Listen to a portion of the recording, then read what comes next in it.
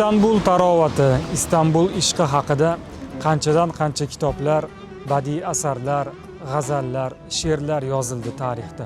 Zamonaviy yozuvchilardan biri Fotih Duman ham o'zining ko'pgina asarlarida qahramonlari tildan Istanbulni jozibasini tasvirlaydi. Ana shu qahramonlardan biri o'zini ishq kitobidagi qahramon Ahmad o'zi Kyolinda, Germaniyada yashaydi. Bobosi Istanbulni juda ko'p ta'riflaganidan o'zini ota yurti bo'lgan Istanbulga borib, bu shaharni ko'rib lol qoladi va mana shunday tasvirlanadi. Mana Istanbul, podshohlar shahri. Ichimda tushunarsiz hayajon g'alayon qilmoqda. Odam mutlaqo ko'rmagan narsasini ham sog'inadimi axir? Shunday ham bo'lar ekanmi? Ha, men Istanbulni doim mana shunday ko'rmay turib sog'inib yashadim. Tevarak atrofga sinchiklab nazar solib aylanib yuribman hamma joyda. Har gal yo'lakka to'shalgan toshlarga oyoqlarimni diqqat bilan bosaman. Bu yo'laklardan kimlar yurgan ekan deb xayol qilaman. Oyoqlarim tagidagi bu yerga Xudo biladi kimlarning oyog'i tekkan ekan degan fikrlar bilan kelib ketib bormoqdaman. Ha, mana o'sha joy deb qo'ydim ko'zim qasriga tushgan zahoti. To'pqopi saroyi bunchalar mahobatli, ko'rinishi mahzun ekan. U xuddi quchog'ini menga ochib, bag'rimga bosishimni kutayotgandek hayajonga tushib, shoshib yurib ketdim. Ha, shu yerda Istanbul mana shu yerda yashiringan. Mening Istanbulim. Sen gideli buralardan yolunu gözlemekteyim. İstanbul ağlıyor, yastayım sevgilim. Hala seninim, delinim, bıraktığın gibiyim. Çıkmaz sokaklarında kayıp, derbeder haldeyim. Hala seninim, delinim, bıraktığın gibiyim. Çıkmaz sokaklarında kayıp, derbeder haldeyim. Hala seninim, delinim, bıraktığın gibiyim. Çıkmaz sokaklarında kayıp, derbeder haldeyim. Hala seninim, delinim, bıraktığın gibiyim. Çıkmaz sokaklarında kayıp, derbeder haldeyim. Hala seninim, delinim, bıraktığın gibiyim. Çıkmaz sokaklarında kayıp, derbeder haldeyim. Hala seninim, delinim.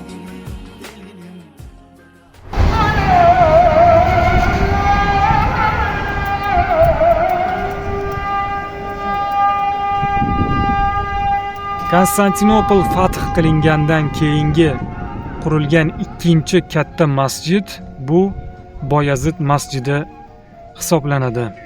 Sulton Boyazid II tomonidan qurilgan juda katta jomi. Biz ushbu masjidni, maqbarani ziyorat qilamiz. Bu aslida mana shu Boyazid maydoni Istanbuldagi eng yaxshi bir sayilgohlardan biri hisoblanadi.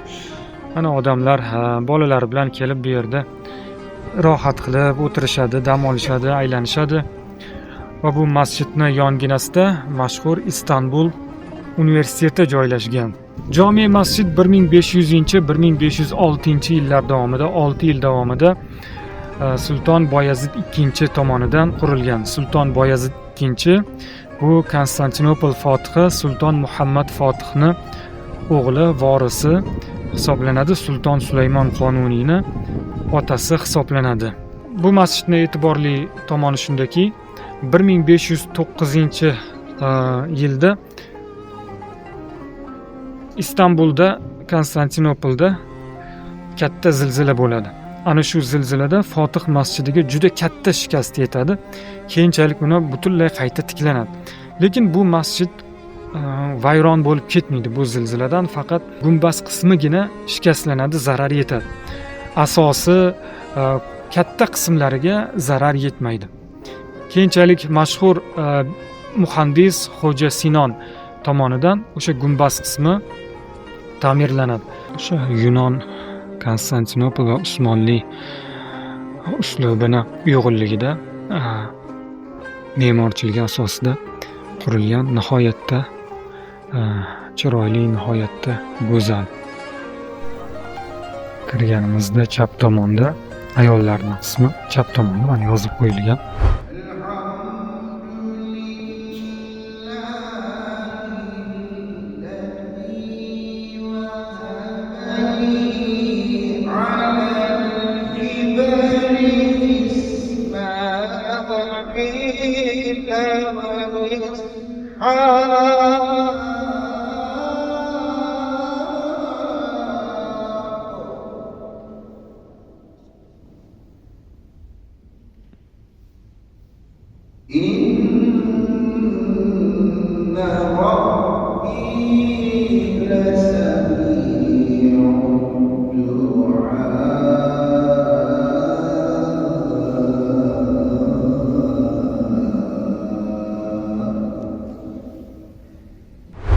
Masjidni mana shundoq yonginasida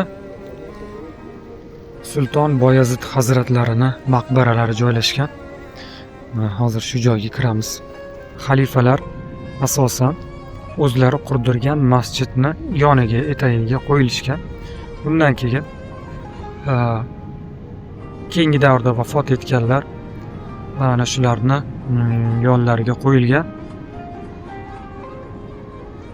Alloh taolo barchalarini rahmatlariga olsin. Mana ushbu maqbara Boyazid hazratlariniki. Sulton Boyazid 1447-yilda tug'ilganlar, 1512-yilda vafot etganlar. Hazrat Navoiydan biroz kichik, tug'ilib yashagan yillari shu Hazrat Navoiyga o'xshab ketadi. Hazrat Navoiydan 6 yosh kichkina ekanlar. Sulton Boyazid Usmonli 8-xalifa hisoblanadi. Aytdik 1448-yilda tug'ilganlar. Fotih Mehmet Sultonni o'g'illari, onalari Gulbahor xotun 1481-yilda 22-may kuni taxtga o'tiradilar. Otalarining vafotlaridan keyin taxtga o'tiradilar. Bu kishi ilmga nihoyatda bir haris, ahli ilmlardan bo'ladilar. O'zi yoshliklaridan ko'proq olimlarning davrasida suhbatlarda bo'ladilar va o'zlari ham she'rlar, g'azallar bitadilar. Adliy tahallus bilan she'rlar, g'azallar bitadilar. Devonlari ham bor. Shu bilan birga italyan tilini, uyg'ur tilini bilganliklari haqida ma'lumot ham bor. Bu kishi davrlarida Usmonli xalifalarini Yevropa yerlari tomon yurishlar boshlandi. Vengriyaga, Xorvatiyaga, Italiyaga yurishlar qildilar. Italiyani ishg'ol qilganlar Sulton Boyazid hazratlari. Va 1512-yilda o'g'illarining foydasiga taxtdan voz kechadilar. Shu yil vafot etadilar. Mana bu maqbarada boshqa maqbaralardan farqli ravishda faqat birgina Boyazid hazratlari bir o'zlari dafn etilganlar. Pok Parvardigorimiz ushbu o'qilingan oyat karimalardan nozil bo'lgan savob samarotlarni ushbu qabristonda yotgan barcha qabr ahllari, mo'min, mo'mina, muslim, muslimalar, xususan Sulton Boyazid hazratlari, u kishining xizmatchilari, arkoni davlat, ushbu joyda yotgan barcha aziz avliyolar, xizmatchilar, mo'min, mo'mina, muslim, muslimalarning ruhoniyatlariga yetkazib bahramand aylagin. Qabrlarini kaloming nurlari bilan munavvar aylagin. Eng tinch joy, eng sokin joy bu qabriston. Hasan Basriy hazratlari aytganlar-u, o'liklarni tashvishlantirayotgan narsalar ustida tiriklar qirpichoq bo'lyaptilar deb.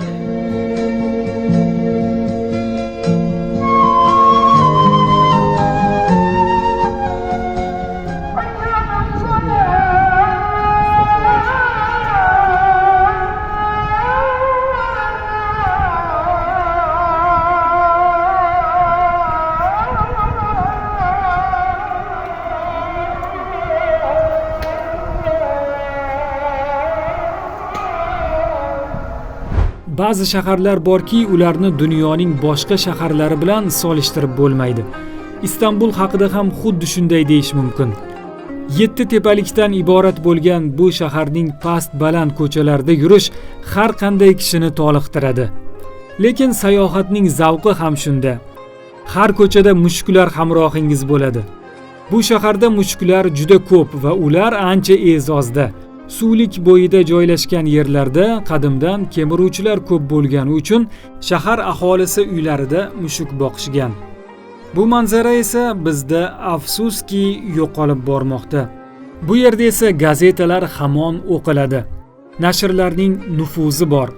O'zi umuman turk xalqi kitobxon, balki tarixda boshqalarga qaram bo'lmagan xalqlardan biri ekanining boisi ham shudir.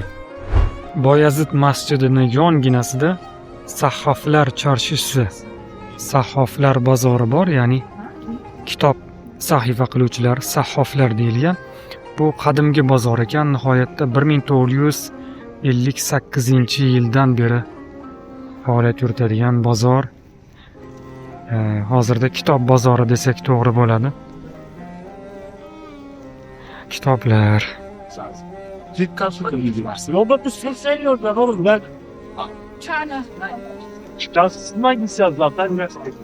Bugun yakshanba bo'lganligi uchun mana o'ng tomondagi do'konlar ishlamayapti, chap tomonda 4 ta 5 ta do'kon ishlayapti. Turklar kitobxon xalq. Biz ko'ryapmiz, mana yo'llarda, xiyobonlarda kitob mutolaasi ko'p. Qolaversa gazetalar o'qishadi. Bizda gazeta deyarli yo'q bo'lib ketyapti. Internet, ijtimoiy tarmoq hamma joyni egallayapti, lekin bu yerda gazetalar yaxshi sotiladi va yaxshi o'qiladi. Uni ko'ryapmiz. Mana kitoblar. Bizda ham turk adabiyotini tarjimasi keng yo'lga qo'yilyapti. Juda yaxshi asarlar, tasavvufga doir, tarixga doir, falsafiy, axloqiy yo'nalishdagi kitoblar ayniqsa ko'p tarjima qilinyapti. Turk adabiyoti, jahon adabiyoti ham bor ekan turk tilida. Sen ne yapıyorsun? Çalışıyor musun? Derslerini. Mana bu joyda bo'lsa,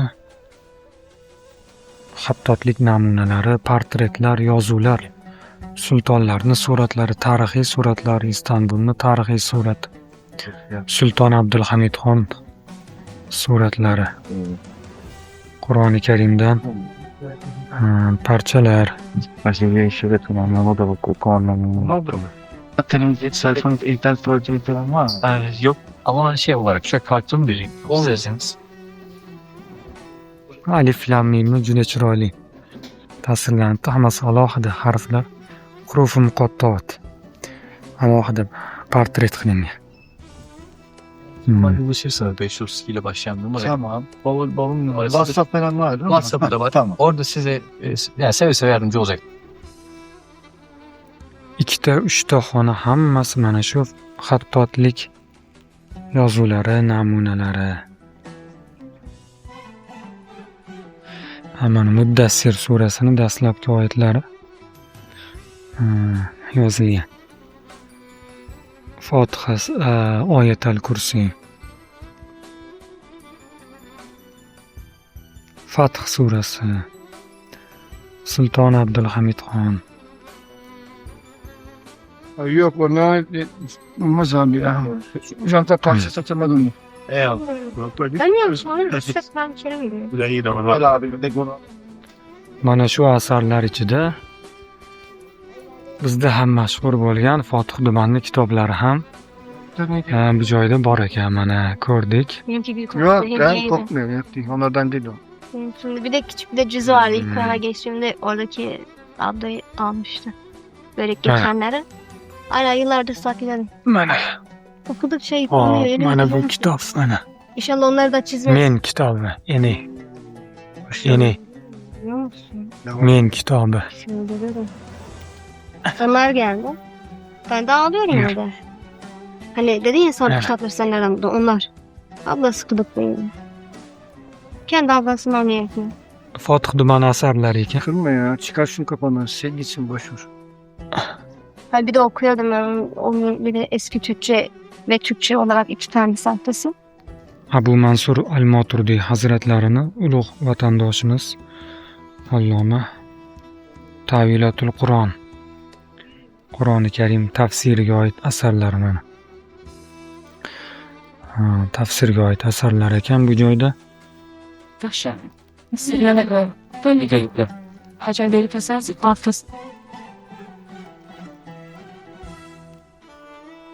Bu joyda endi arabiy kitoblar, mo'tabar asarlar hammalari.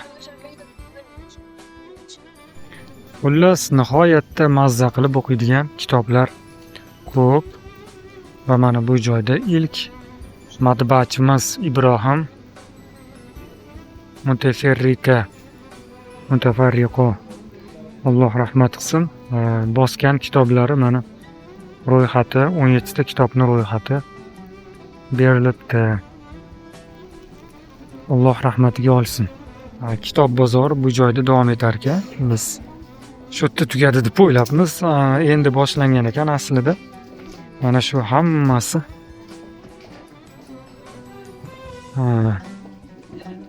Kitoblar mana. Bizni Chorsi bozoridagi kitoblardan ham kattaroq, ya'ni miqdor jihatda.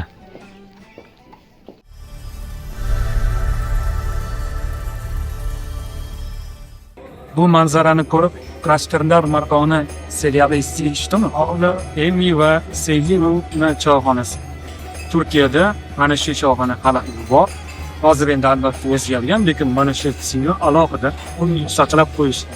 Xuddi shu joyda Qashqadaryo Markoni serialining bir qancha qismlari shu joyda tasvirga olingan. Ya'ni ilmiy tavassuldan dastlab shu joyga ishga kirib, ya'ni shu joyda qog'oz bilan birga ishni boshlaydi va chaqir bilan ham shu joyda tanishishdi.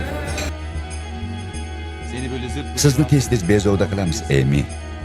Bilasiz-ku, bu dunyoda dardimizni aytadigan boshqa odamimiz yo'q. Buni boshqa eshitmay chaqirjiyan. Bezovta qilamiz deganing nimasi? Rahmat. Bu odam yengi shekilli. Yengi, ammo begona emas. Tug'ishgan jiyanim. Singlimdan yodgorlik. Germaniyadan kelgan. Xursandmi? Men ham. Isming nima? Po'lat Alamdar. Biror nima bo'ldimi? Yo'q, tinchlik. Bu ismni bugun ikkinchi marta eshitishim. Talaffuzing unchalik emas ekan, chindan ham xursand bo'ldim. Rahmat.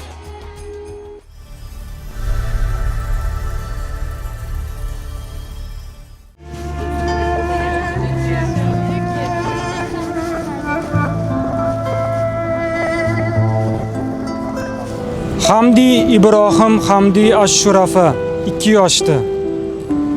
Makkah Ayman Ismoil Abu Sumalla 1 yoshga ham to'lmagan. Maryam Basil Sulaymon Al-Qirnoviy 3 yoshda. Turkiyani turli hududlarda bo'lgani kabi Uskudarda ham Falastinni, G'azoni qo'llab-quvvatlash aksiyalari, tadbirlari bo'lib o'tyapti. Bu yerdagi holat insonni ta'sirlantirmasdan qo'ymaydi. Bu urushda halok bo'lgan, bosqinda halok bo'lgan, bombalarning ostida qolgan yoshgina go'daklarni ism familiyalari va yashagan yillari. 1 yosh, 2 yosh, 3 yosh, 4 yosh. Ma'lumotlarga ko'ra, mana shu 2 yillik urush bosqin davomida 70 mingdan ortiq kishi halok bo'lgan.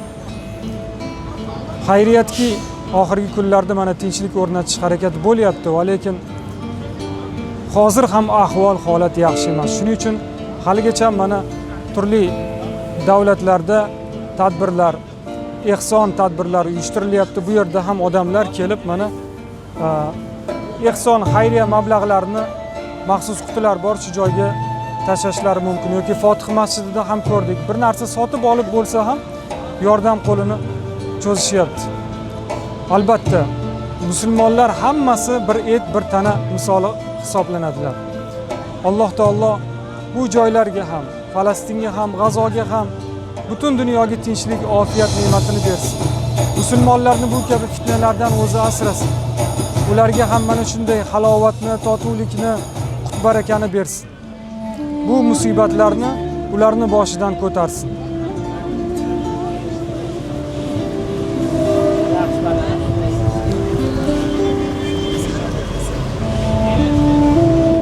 Uskudarda mana shunday yozib qo'yilgan o'zbeklar tekkesi, ya'ni o'zbeklar takiyasi bor. O'zi Turkiyada, boshqa joylarda ham bor. Masalan, Istanbulda Kadrga degan ko'chada ham bor o'zbeklar takiyasi.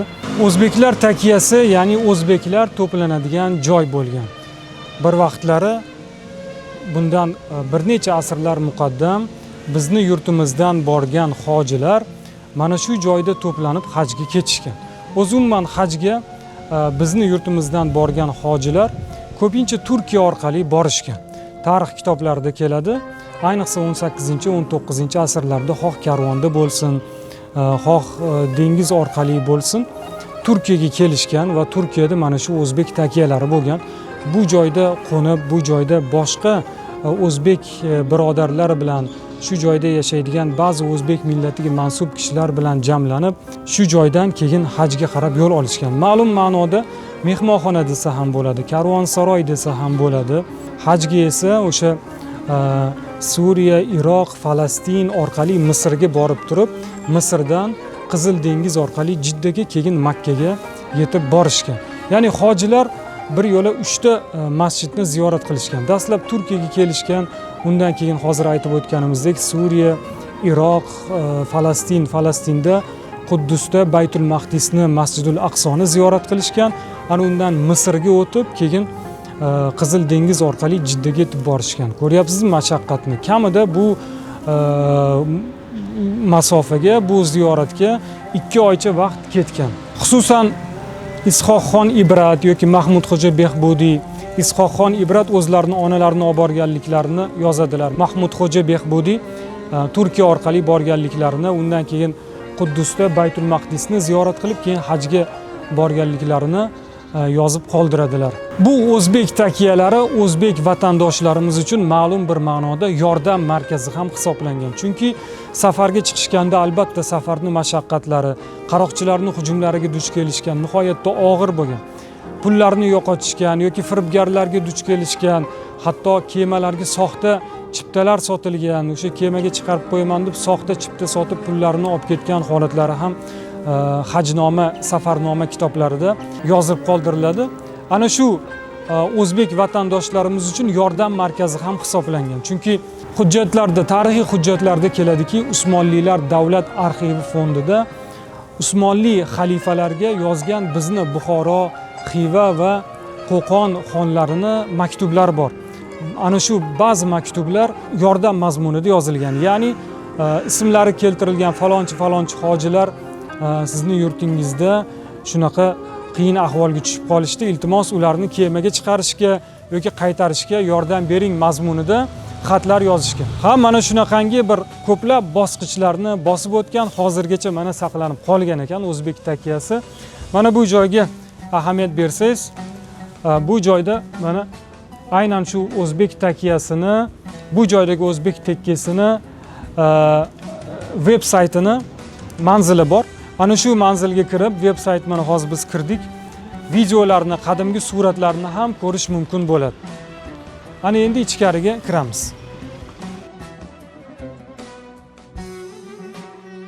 Kirishimiz bilan o'zbekcha bir muhitni, o'zbekcha mana ayvonlarni ko'ryapmiz.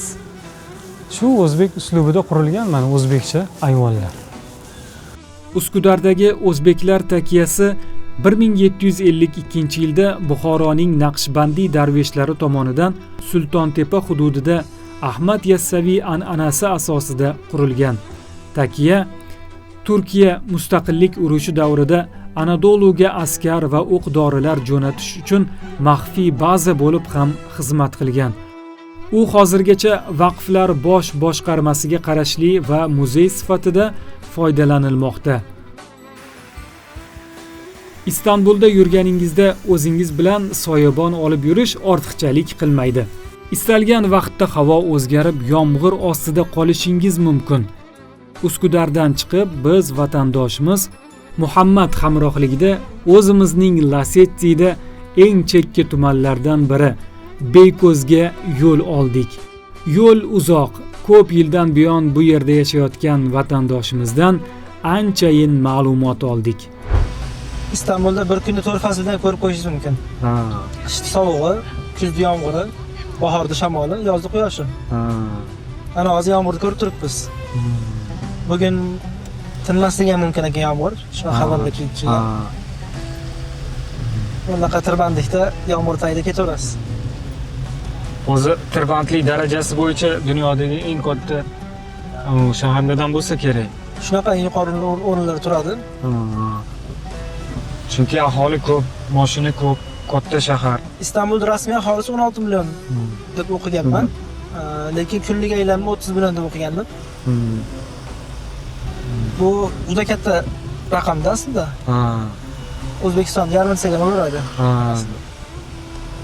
Shular ikki qismi. Mana yo'lni hozir ko'ryapmiz, tag'in bu sal kengroq yo'l ekan. Shunday. Shahar ichi ko'pi juda tor yo'llar. Haqiqiy Istanbul aytganda Yevropa qismi juda tor yo'llar.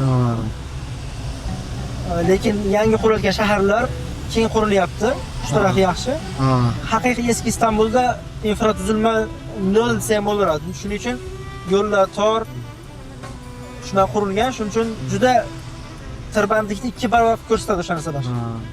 Va buni o'zgartirish iloji ham yo'q-da, hamma tarixiy obyektlar. Shunday.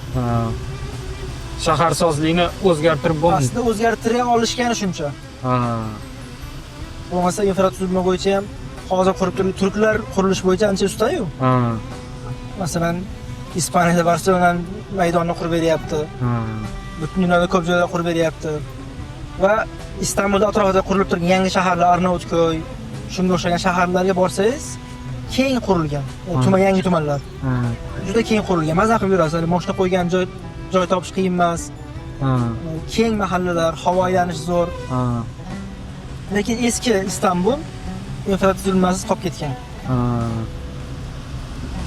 Boshqa shaharlarda ham shunaqa holatmi? Bursaga borganimda ham xuddi shu holat. Bursa ham chunki qadimiy shahar bo'lganligi uchun. Anqarada ham shu holatga guvoh bo'ldim, lekin Anqarada inson unchalik ko'p bo'lmaganligi uchun, boshqa bo'lganligi uchun bu darajalik bilinmaydi, Istanbulchalik bilinmaydi. Tirbandlik bu darajada emas. Yo'q. Chunki Anqaraga bordim, aeroportdan tushdim, taksiga o'tirdim. Mehmonxona adresini berdim va adashmasam 3 daqiqa atrofida tirbandlikda qolib ketdik-da. Haydovchi nima deyapti? Isyon qilyapti. Bu tirbandlik bo'ladi, bunaqa dedi. Keyin men Istanbuldan kelyapman, men oldimda bu gapni gapirmang desam, kuldi o'zi ham. To'g'ri aytasan dedim. Chunki u tirbandlik emas Anqaradagi. Ish chiqish soati soat 5 atrofida. Shuncha ozgina tirbandlik bo'ldi Anqarada. Elektrokarlar ham bormi? Hech ko'rmadik biz. Elektrokarlar juda ko'p. Turkiyani o'zini chiqargan birinchi avtomobil ham elektrokar. Ichdan yonuvchi motorlar avtomobil chiqarmadi, ya'ni faqat elektrokar chiqardi Turkiya. TOG degan firma Turkiya avtomobil girishim guruhi shunaqa ochilishi. Ikkita mashina chiqardi. SUV bitta paket sedan. SUVda TOG T10F. Nargisi T10X mi shunaqa? Yo'q. T10X kattasi, T10F kichkinasi.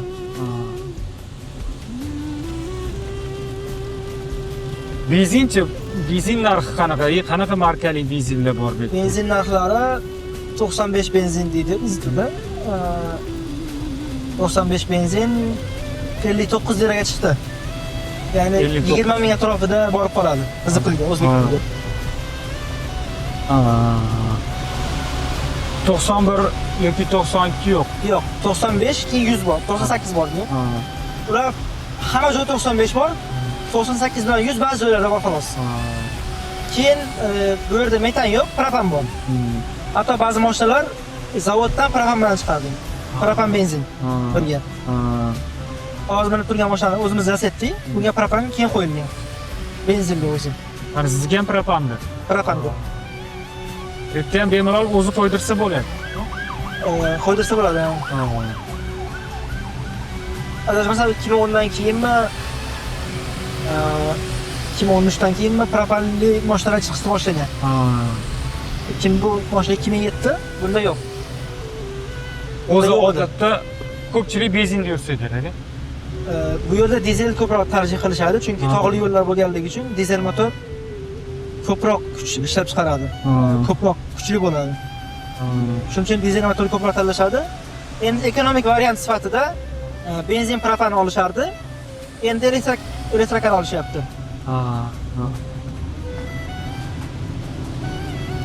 Hani yo'llarda birorta bir politsiyadan, ya'ni patrul xodimlarini ko'rmadik.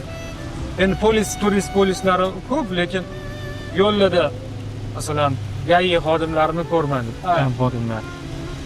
Bu hammasi tizimlashtirilgan kamera. Shunday boshqariladi. Masalan, yo'llar aniq, yo'llar zo'r, chizilgan. Hamma tartib bilan yuradi. Hamma tartib bilan yurganligi uchun tartib posbonlarining keragi yo'q. O'ta zarur bo'lmagan holatlar. Masalan, qachonki yo'l hodisasi bo'lsa, keyin borib aralashadi. O'zi katta yo'llarda 10 km, 20 km milisa turadi, dar xodim turadi. Ular to'xtatmaydi, qachonki bir holat bo'lsa, borib turib hal qilishadi o'sha narsalarni. Undan uyog'iga borishmaydi. Keyin kechqurun ko'proq turishadi. 12 dan keyin, 11 dan keyin chiqishadi. O'shanda qattiq tekshiruv bo'ladi. Yo'llarda masalan 4 tali yo'l bo'lsa, bittaga qisqartirishadi-da, bitta o'tkazishadi mashinalar kelib. Taftish qilib. Shunaqa. Jinoyatchilikni oldini olish, boshqa qanday. O'zi qoidabuzarlik qanaqa aniqlanadi? Uyingizga anaqa keladimi, nomingizga jarimalar keladimi, qanaqa bo'ladi? Biz O'zbekistonga o'xshab o'z har bitta inson shaxsiy kabineti bor. Bu yerda e-davlat deyiladi. Har bir insonni. Har bir insonda bor. E-davlatga kirasiz. Ro'yxatdan o'tdimi, kabineti bo'ladi. Shunaqa. Xuddi shunaqa. Kirasiz, o'shda sizni nomingizga olingan mashina, unga kelgan jarimalar, pulli yo'ldan o'tib turib, pulni to'lamagan bo'lsangiz, uni qarzlari turgan bo'ladi o'sha yerda. Kirib tekshirib to'lab turasiz, SMS kelib turadi doim. Qarzingizni to'lang yoki shu jarimani qildingiz deb SMS kelib turadi. To'lanmasa yana jazo ma'muriy yoki jinoiy bo'lib turadi. Ijroga beradi, ijrosiga o'zi chiqarib oladi. Ijroga bergandan keyin bitta minus tarafi bor. Sizdan ijroni masraflarini ham chiqarib oladi. Ijroga ishlatgan pullarni ham oladi. Yaqinda shunday holat bo'ldi. Bitta sherigimizni mashinasini olib qo'ydi 2 oyga. Keyin sudga berildi. Sudga berilgandan keyin boshqa qaytib chiqdi. Chiqdi-yu, lekin sudda yutqizib qo'yildi. U mashina chiqqaniga 2 oy bo'lyapti, 1 oydan o'tdi. 2 oydan o'tdi. Sudda yutqizilgan kecha bilindi. 3 kun oldin bildik. O'sha SMS keldi. Siz shu davlatga qarshi ochgan sudingizni yutqizdingiz. Endi advokat xarajatlarini to'lab qo'yishingiz kerak deb qog'oz keldi. Endi bilamiz. Bular masalan kameralar bor tepadagi. Pulli yo'lda kirishi. 2 xil kirish bo'ladi. Bu eski kirish uslubi, yangisi alohida odamlar qilib qo'yishgan. Kirish qilib qo'yishgan. O'sha yerlardan kiriladi. Hozir pulli yo'lga biz kirdikmi shunda? Biz kirdik. Bu pulni qanaqa to'lov bo'ladi? Qanaqa to'lanadi? Mana bu yerda ko'ring, HGS yozib qo'ygan mana. HGS. Bu qog'oz keyin nomerga shtrix kod qo'yib qo'yilgan. O'sha shtrix koddan to'lanadi. Qayerda to'lov bo'ladi? Qayerda to'lanadi? O'sha internetdan yechib oladi o'zi. Internetdan yechib oladi. Hisob raqamli doim pul bo'ladi. Shunga pul tashib turasiz. Limit qo'yib qo'ygan 500, o'zim limitni o'z qo'yib qo'ysangiz bo'ladi. 500 lira qo'yib qo'ygan va limitni men. Bizning pul 250 atrofida bo'ladi. O'sha yerdan yechilaveradi. Ko'prigimiz Istanbulda Yevropa bilan Osiyo qismini bog'lab turuvchi ikkinchi ko'prik. Birinchisi 15 Temmuz, Turkchasi 15 iyulda ko'prigi, bu ikkinchisi FSM, ya'ni Fatih Sultan Mehmet, Sultan Muhammad Fatih ko'prigi. Shu nom berilgan. Bu ham pulli, birinchisi ham pulli. Hozir bepul yo'l yo'q Osiyoga o'tishlik uchun. Kemada o'tsa ham bo'ladi mashina bilan. 3 ta ko'prik orqali o'tsa bo'ladi. 15 Temmuz, Fatih Sultan Mehmet, Yavuz Sultan Selim ko'prigi bor, 3 ta ko'prik. Keyin bitta tunnel bor. Tunnel Avrasiya tunneli, Yevrosiyo tunneli. O'sha yerdan o'tsa bo'ladi. Suvni tagidan tunnel Suv tagidan tunnel qilingan. To'rtinchi yo'l kema orqali o'tishlik. Osiyo qismini bir so'z bilan qanaqa ta'riflash mumkin? Sukunat. Sukunat.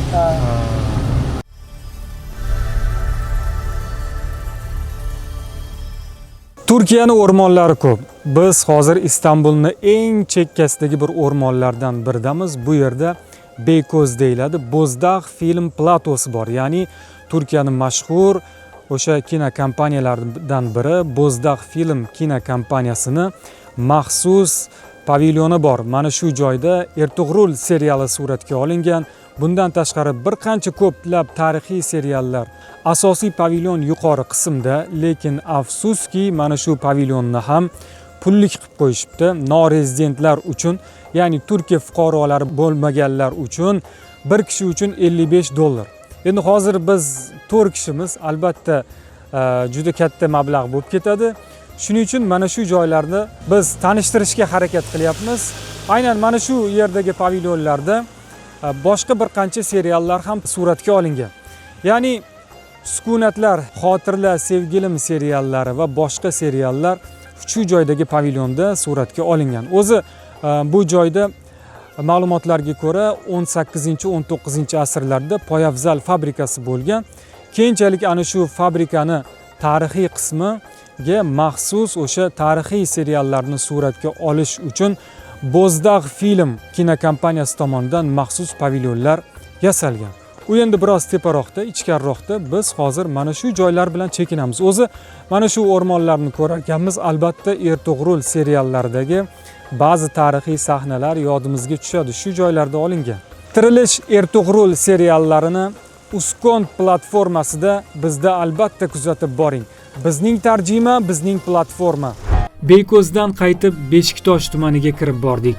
Bu joylarni dastlab obod etgan Yahyo afandi hazratlari ziyoratida bo'ldik. Bu haqda maxsus ko'rsatuv tayyorladik. Sizga bir sirni aytmoq uchun tunlarni kunduzga uladim va moziga qarab uchdi tushlarim.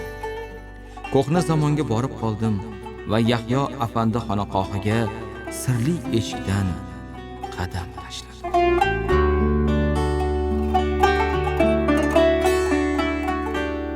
Yozuvchi Fotih Dumanning Sir kitobini o'qiganlar bormi?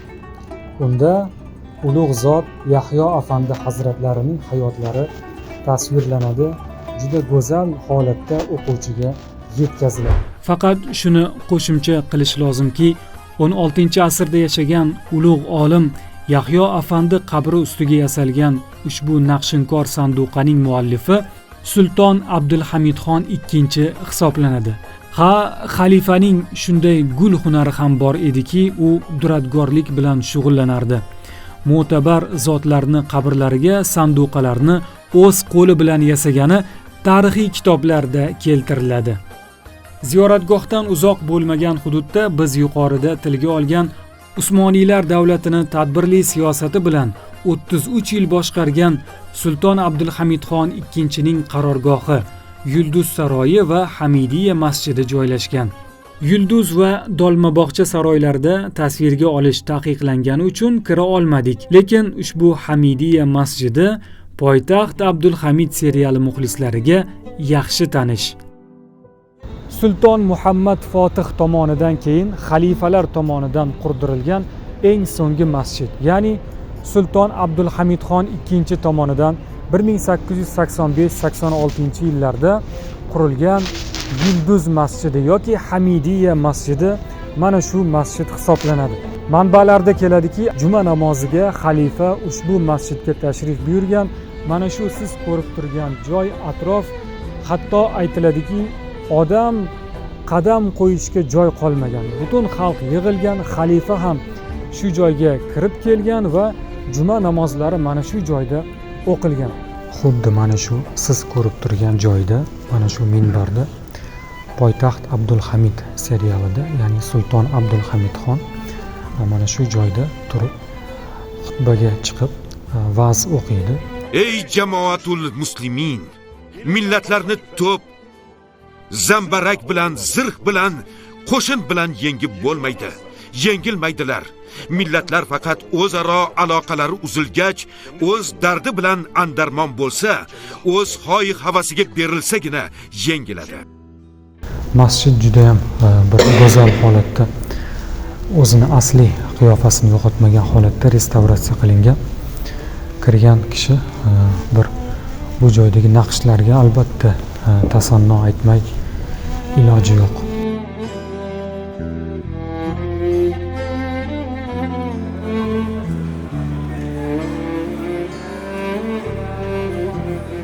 Eminonu bekatida Misr bozori bor. 1664-yilda ochilgan. Mana hozir biz xalaqtib qo'yapmiz. Juda ham sayyohlar ko'p bu yerda. Asosan sayyohlar kirishadi va qadimiy tarixiy buyumlar, o'sha ziravorlar, turli Turkiyaning shirinliklari, baklavalar, shunga o'xshash narsalar sotiladi. Yana bir narsaga alohida ahamiyat berishimiz kerak. Mana bu kichkinagina mezana bu azon aytish uchun qilingan ekan. O'sha vaqtda, ya'ni biz aytdik 1664-yildan beri bu bozor bor ekan. Mana shu joyga chiqib muazzin azon aytadi. Hozir mana masjid qismi emas, endi butunlay bozor bo'lib ketgan. Turkiyani baklavasiz tasavvur qilib bo'lmaydi. Baklava yeganimizda Turkiya esimizga keladi. Milliy shirinligi deb aytasak ham bo'ladi. Turkiyani baklavalar mana ko'ryapsiz.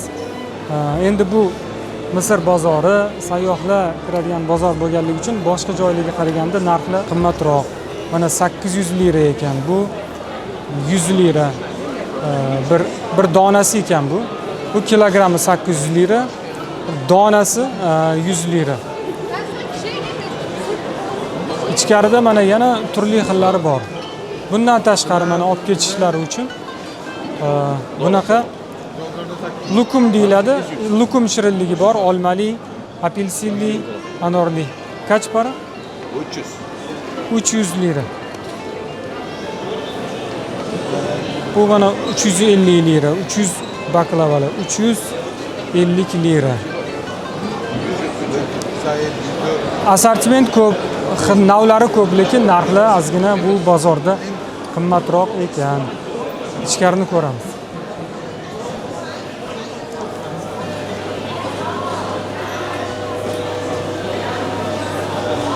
Voy bu quruq mevalar Fotixdagi bozorda, Arab bozorida 900-800 lira bo'lgan bodomlar, pistalar bu yerda 2 barobar qimmat. 1900 lira, 2000 lira. Juda ham qimmat. Mana turli choylar. Quritilgan mevali choylar, gul, giyohlar hammasi faqat o'sha Fotix masjidining yonida Arab bozori bor edi. Ana shu joyda arzonroq edi. Bu yerda mana 2 barobar ham ko'p narx ko'ryapmiz. Endi baribir olmaganimizdan keyin so'rab nima qilamiz narxni. O'zi yozilgan. Choylarning narxi demak 2000 liradan boshlanib 3500 liragacha. Bu degani 50 dollardan to 70-80 dollargacha narxi. 1 kilosi choylarning kilogramm.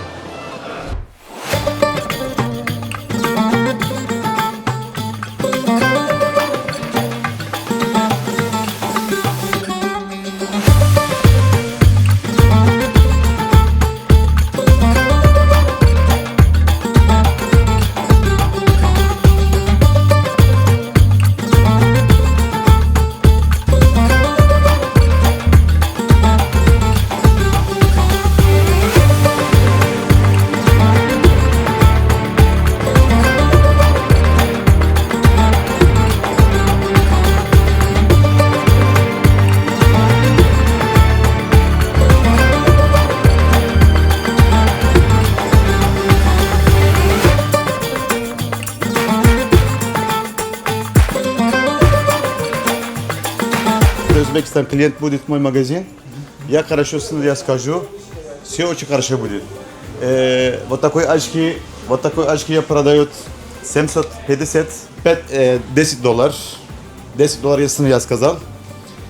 Чуть-чуть можно скидка я сделаем. Сколько штук надо, проблем не будет.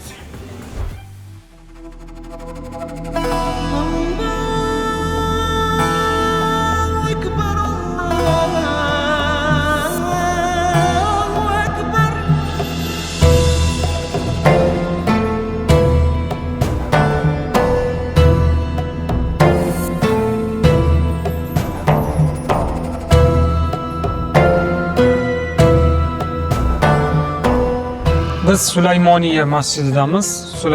Sulton Sulaymon Qonuniy taraflaridan qurdirilgan Istanbul shahridagi eng katta masjid. Bu masjidning bir o'ziga xos xususiyatlari haqida gapirib bersangiz, Farruh. Sulton Sulaymon masjidi 1550 va 1557 ya'ni 7 yil mobaynida me'morchilar tomonidan loyihalashtirilib qurilgan masjid hisoblanadi. Bu masjidni asosiy qonun Sulton Sulaymon Ayol Sofiyaga nisbat o'laroq, ya'ni musulmonlarni o'sha kuch-qudratni ko'rsatish maqsadida, shu bilan birga o'sha madaniyatni, o'sha me'morchilikni ko'rsatish maqsadida qurdirgan. Bu qurilishda o'sha 7 yil mobaynida qurilgan. Bu masjid bir qancha zilzilalar ko'rgan. Masalan, 18-asrda va undan oldin ham bir qancha qattiq zilzilalar bo'lgan. Shu zilzilalarda ham buzilmasdan saqlanib qolgan masjid hisoblanadi. Masalan, boshqa masjidlar ba'zi bir qismlari buzilib qayta qurilgan bo'lsa, bu masjid o'sha qurilgandan beri qayta qurilmagan masjid Istanbuldagi shu tarixiy masjidlardan biri hisoblanadi. Ya'ni me'morchiligi o'ta nozik va o'ta mukammal qurilganligidan, ya'ni o'sha bir marta ham qayta qurilish holatlari yoki bir rekonstruksiya ishlari kam amalga oshirilgan masjid hisoblanadi. Shu bilan birgalikda bu loyihalashtirish o'ta mukammal bo'lgan. Hatto bu masjidda shamni tutunlarni ham isrof qilishmagan. Bu qanday deydigan bo'lsa, bilamizki, o'rta asrlarda o'sha masjidlar mum bilan yoritilgan, sham bilan yoritilgan. O'sha shamlardan chiqqan tutunlar uchun alohida bir mo'rilar qurilgan. U mo'rlarda o'sha shamdan chiqqan tutunlar o'sha yerda to'plangan. Hali qora bo'lib qoladi bizda. Hali pechkani qoqisini qora tushadi anaqasini ichidan. Shunga o'xshagan o'sha shamlardan chiqqan o'sha tutunlar o'sha mo'rlardan chiqqanligini sabab o'sha mo'rlarda o'sha shamdan qolgan qoralar to'plangan. Va to'plangan qorlarni to'plashib bir bankaga shisha qutiga joylashganda bilamizki, o'sha Makka va Madina Usmonlar imperiyasining tarkibida bo'lgan va o'sha davrda Ka'ba-po'sh ham Istanbulda tikilgan va Istanbulda tikilib o'sha tuyalarga ortilib, tuyalar bilan o'sha Makkaga borib o'sha Ka'baning ustiga yopinchiq sifatida yopilgan. O'sha Istanbulda tikilgan paytda o'sha Ka'ba-po'sh ortilgan tuyalarning bo'ynlariga o'sha mumlarda chiqqan o'sha tutunlardan chiqqan qoralarni ilib qo'yishgan. O'sha Turkiyadan to Istanbuldan o'sha Makkaga borgunga qadar chaypalib o'sha nima deymiz, siyoh holiga kelgan. U siyohdan Qur'oni Karim yozilgan keyin. Maşallah. Hatto me'morchilar hatto shuni ham hisobga olgan. Keyin shu bilan birgalikda bu yerda o'sha me'morchilik usullaridan biri o'sha gumbaz qismiga o'sha tuyaqush tuxumlari bilan joylashtirilganligi, o'sha imomning ovozi oxirgi safdagi insongacha eshitilishini hisobga olib, shu ham hisobga olingan. Ya'ni imom qiroat qilsa, oxirgi safdagi insonlar albatta eshitadi. Masalan, biz yaqinda bir ajoyib voqea bo'ldi. Bizni uyimiz oldida o'sha Yovuz Sulton Selim masjidida elektr uzilish holati bo'ldi. Elektr uzilish holati bo'lgan davrda o'sha imomdan mikrofonsiz qiroat qilishdi. Boshida masalan, masjid katta bo'lishiga qaramay, o'sha boshidagi imomning qiroati oxirgi safgacha bemalol eshitildi, ya'ni janglab turdi. Hatto shuni ham hisobga olishgan, ya'ni o'sha sovut ovozlarni ham o'sha jaranglashi, o'sha to'lqinlarni ham o'sha ma'lum bir miqdorgacha olib borishni hisobga olishgan. Bu masjidni yana bir tarixiga o'ziga xoslardan biri, ba'zi bir manbalarda keladi, bu rivoyat o'laroq naql qilinadi. Sulton Sulaymon Xon shu masjidni qurishni plan qilgan, o'sha reja qilgan paytda tushlariga Rasululloh sollallohu alayhi vasallam tushlariga kirib, o'sha joyini Rasululloh ko'rsatgan tushlarda degan o'sha ba'zi bir rivoyatlar ham bor. Endi bu sahihligi yoki o'sha nosahih haqida meni to'liq ma'lumotlar yo'q, lekin shunday rivoyatlar naql qilinadi. Bu masjid o'sha me'mori Sinonni eng ko'rkam qurgan o'sha me'moriy asarlardan biri hisoblanadi. Hozir ichkariga kirsak, yana ba'zi bir narsalarni ham fikrlarni bildirib o'tamiz inshaalloh. O'zi asosan granit va marmardan qurilgan ko'p masjidlar. Shunday. O'sha vaqtda bularni bir-biriga kesib, bir-biriga to'g'rilashni o'zi 500 yil, 600 yil oldin odam tasavvur qila olmaydi-da. Bunaqa noyob binolarni, san'at asarini qurish marmardan, granitdan. Endi hozir kesadigan uskunalar yetarli, lekin o'sha vaqtda qanaqa qilib bunaqa darajaga chiqishgan, bunaqa darajada naqshlar qilishgan marmardan, granitdan odam hayron qoladi. Qo'l mehnati va ko'plab mehnat samarasi o'laroq. Bu toshlarga ishlov berishlik bu Usmonlilardan oldin bu Konstantinopolda hukmronlik qilgan o'sha Roma imperiyasini davriga oid ham juda ham ko'plab tarixiy asarlar, ustunlar saqlanib qolgan Istanbulda o'sha Fotih tumani ma'lum bir qismlarida.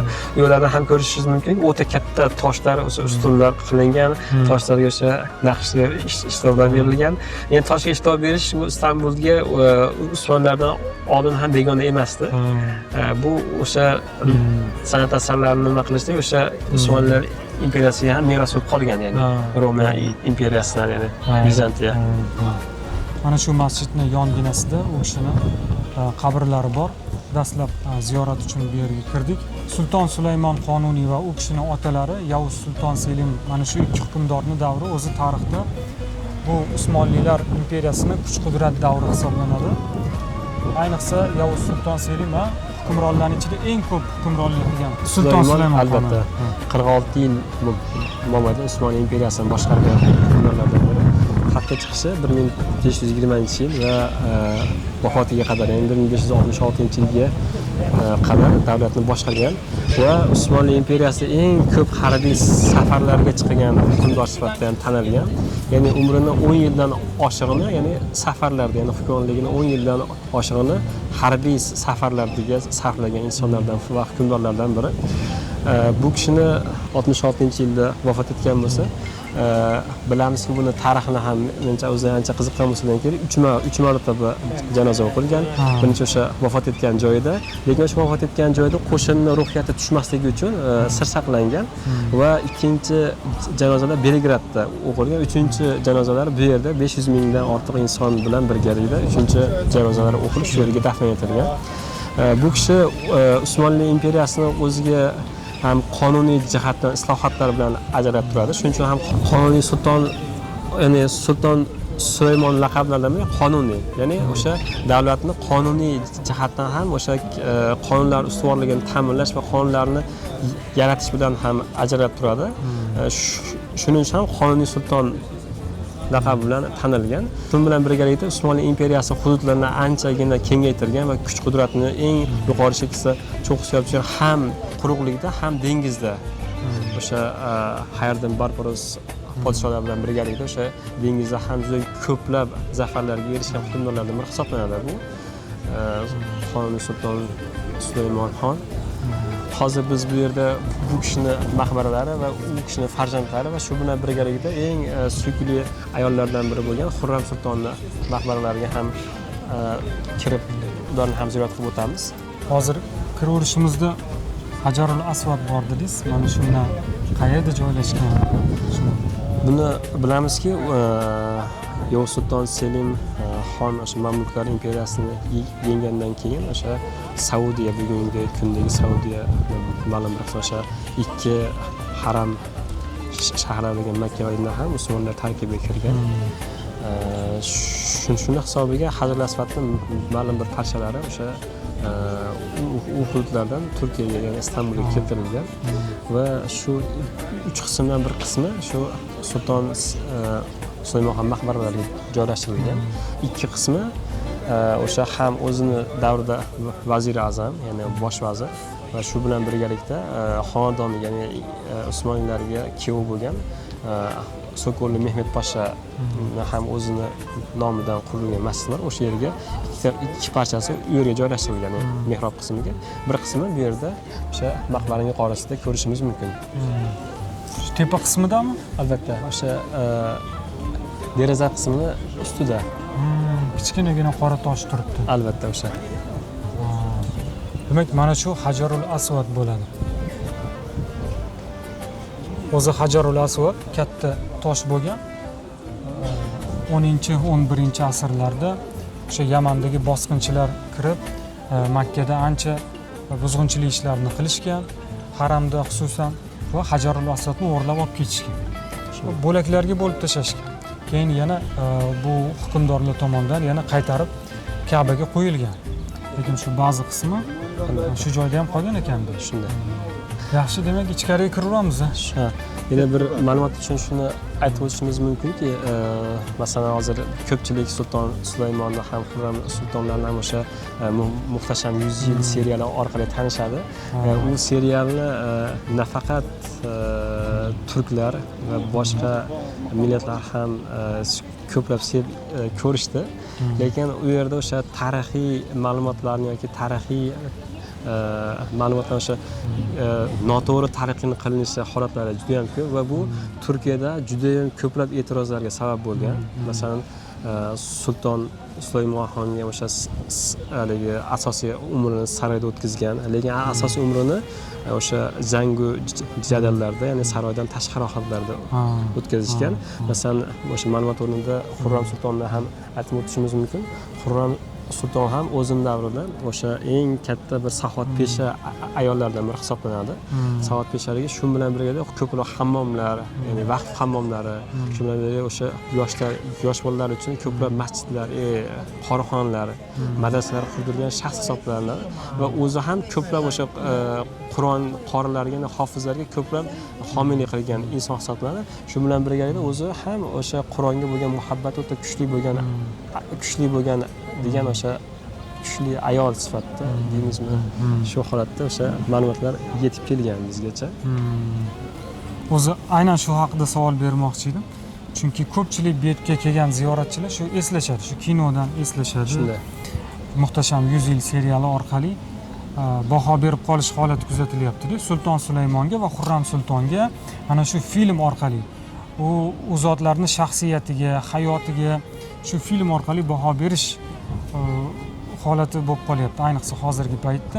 O'zi umuman aytganingizdek, o'zlik ham, tarix ham, qadriyat ham umuman bir qo'pol qilib aytganda balkim bizib ko'rsatilgan yoki bir o'zgartirib ko'rsatilgan. O'zi Talxa Ugurlilar ham bir tarixchi o'zlarining kitoblarida aytadilar, bu saroydagi, ya'ni haramdagi xonimlar bu siz kinoda ko'rganingizdek o'ziga oro berib faqat u yoqdan bu yoqqa yurishmagan, balkim chiqib xalq xizmatida bo'lishgan, madrasalar qurdirishgan, shifoxonalar qurdirishgan, yo'qsillarga yordamlar qilishgan, xalq xizmatida bo'lishgan deb yozadi. Osmonli imperiyasi eng boy ayollardan biri hisoblangan. Bu kishini nega unday desangiz, bu kishini otalari ham, bobolari ham, akalari ham sulton bo'lgan. Bu kishilar meros qolgan. Shu bilan birga turmush o'rtog'i ham ya'ni Sadr Azam bosh vazir bo'lib ancha yillar faoliyat qilgan. U kishidan ham meros qolgan. Shu hisobiga shu Osmonli imperiyasining boy ayollaridan biri hisoblangan. Mehrimon sulton. Mehrimon sulton. Men o'zim bu kishini ikkita qurdirgan masjidlarni bilaman. Biri Uskudarda, biri o'sha Fotih tumani Qoragumlik mahallasida joylashgan. Ikkalasi ham o'zi muhtashamligi bilan ajralib turadi. Ya'ni pullarini, ya'ni boshqa ya'ni dunyo ishlariga emas, faqat oxirat ishlari uchun sarflashgan. Ya'ni bu kishini Istanbulda ikkita boshqa joylarda ham o'sha masjidlar qurdirgan, maqbaralar, ko'priklar qurdirgan, o'sha o'zlarini jamg'argan boylarning hisobidan. O'sha qonuniy Sulton Sulaymon va u kishining nabiralari, qizlari va u kishidan keyin yashab o'tgan hukmdorlarning qabrlari joylashgan bu maqbaraning ichida. Haqlariga duo qilib qo'yamiz, tilovat qilib. Albatta. أعوذ بالله من الشيطان الرجيم بسم الله الرحمن الرحيم وإن يكاد الذين كفروا ليزلقونك بأبصارهم لما سمعوا الذكر ويقولون إنه لمجنون وما هو إلا ذكر للعالمين سبحان ربك رب العزة عما يصفون وسلام على المرسلين والحمد لله رب العالمين آمين. بسم الله الرحمن الرحيم الحمد لله والصلاة والسلام على رسول الله وعلى آله وأصحابه أجمعين. Ushbu qilingan ojizona kalomdan nozil bo'lgan savob samarotlarni ushbu joyda o'tgan barcha qabriston ahllari, sultonlar, shahzodalar, volida sultonlar hammalarini ruhoniyatlarga yetkazib bahramand aylagin. Qabrlarni kaloming nurlari bilan munavvar aylagin yo Rabbiy. Oxiratdagi maqomlarini baland qilgin, gunohlarini mag'firat aylagin. Allohumma solli va sallim va barik alayhi bi rahmatika ya arhamar rohimin. Yozuvchi Fotih Tuman asarlarining birida shunday yozadi. Eski bir kitobda Istanbulda aylanadigan, tomosha qilinadigan va chiroyli deyiladigan darajada qancha makon bo'lsa, hammasi shubhasiz qabriston deb yozilgan edi. Buni bilasizmi, yo'qmi, lekin qabrtoshlar ham so'zlaydi. Ularning ham tili bor, har birining ma'nosi bor. Bu toshlar bir-biriga o'xshasa-da, aslida bir xil emas. Ular tuproq ostida yotgan kishilarning umr yo'li haqida so'zlaydi. Ustiga yozilgan ismni o'qimay turiboq, bu yerga ayol ko'milganmi, erkakmi bilish mumkin. Erkaklarning qabrtoshida salla, fes, kuloh yoki kalla po'sh bor. Ayollarning qabrtoshida esa ro'mol, yopinchiq, gul, ko'pincha atirgulni ko'rish mumkin. Shundoq bo'ynidan singan atirgul ayrim qabrlarning oyoq tomonidagi toshda aks etgan. Siniq atirgul turmushga chiqmay vafot etgan qizlar uchun, hali murodiga yetmasdan, gul bo'lib ochilmasdan bir go'dakni quchog'iga olmay o'tdi degan ma'noni bildiradi.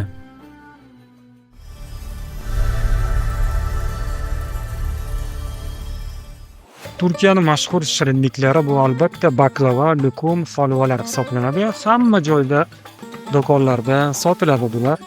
Sovg'a uchun olishga, o'zi uchun shirinlik sifatida iste'mol qilishga sotiladi. Lekin qayerda arzon? Biz hozir mana shu shirinliklarni arzon magazinining sizga tanishtiramiz. Istanbulda Makbul Market tarmog'i bor, magazinlar tarmog'i bor. Mana shu magazinlarda quruq mevalar, shirinliklar, baklava, holva, lukumlar arzon narxda sotiladi. Narxlari ancha farq qiladi va bu joyda juda ko'p turdagi shirinliklarni topishingiz mumkin bo'ladi. Masalan, mana keshular 550 lira, boshqa joyda bu 2 barobar qimmat 1000 liragacha sotiladi. Makbul Market tarmog'i mana shu Google xaritaga Makbul Market deb yozilsa, bemalol chiqarib beradi. Sizni joylashgan joyingizga qarab, sizga yaqin bo'lgan magazin tarmog'ini chiqarib beradi. To'g'ri, juda unaqa ko'p emas, lekin albatta topsa bo'ladi. Mana biz o'zimiz turgan joydan, ya'ni Oqsaroydan bu yerga o'zimiz piyoda keldik, unaqa uzoq emas. Mana lukumlarning narxlari ham kilosi ancha arzon, 100 lira. Xo'sh, sovg'aga korobkalarda bormi? Shunaqa maxsus qadoqlarda ham bormi? Olib ketsa bo'ladimi? degan savol paydo bo'ladi. Ha, bor. Mana bu joyda hozir mana ko'rsatamiz. Maxsus qadoqlangan shirinliklar ham bor. Hatto yaxna shirinliklar, marojniy, muzqaymoqlar, dondurma deyiladi. Va yana mana bemalol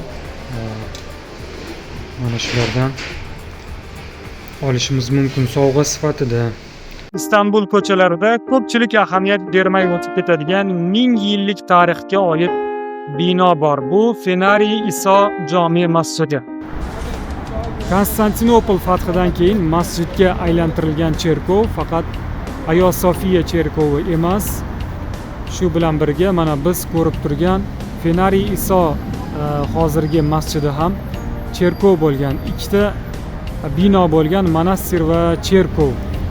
907-yilda Konstantinopol hukmdori Konstantin Lips tomonidan qurilganligi mana tarixiy manbalarda va qolaversa pastda mana tarixi yozilgan ushbu ibodatgohni.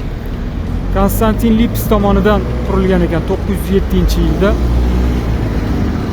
Moni tu Libos deb nomlangan monastir va yoniga yana keyinchalik cherkov qurgan.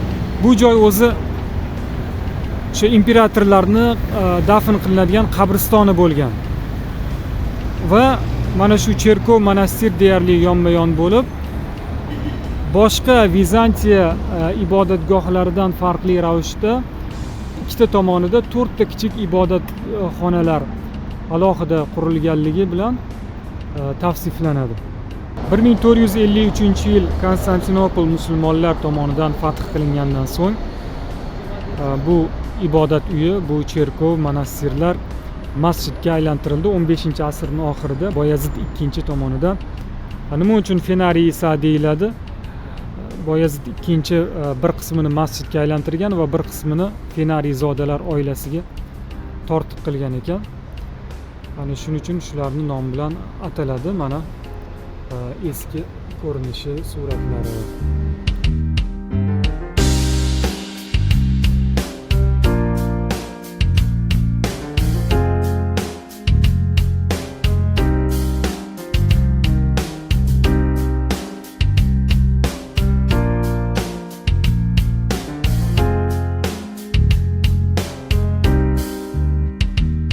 Usmonlilar davrida shakllangan odatlar. Agar xonadon tashqarisida sariq gul turgan bo'lsa, bu uyda kasal odam borligi bilingan belgi sifatida namoyon qilingan.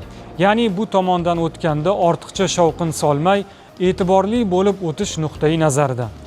Yoki uy tashqarisida qizil gul turgan bo'lsa, bu uyda hali voyaga yetmagan qiz borligi ma'lum bo'lgan.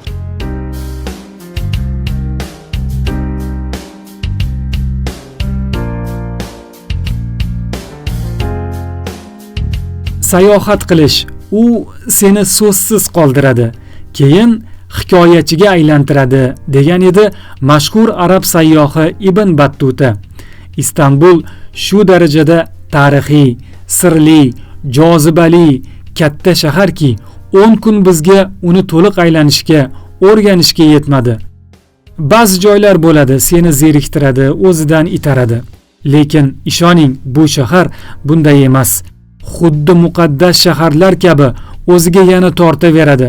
Bugun ba'zi avlodlari o'tmishiga monand hayot kechirmayotgan bo'lsa-da, lekin unga Alloh in'om etgan tabiiy, tarixiy shukuh, ixlos va iymoni baland kishilar barakotidan hamon qalblarni maftun etib kelmoqda.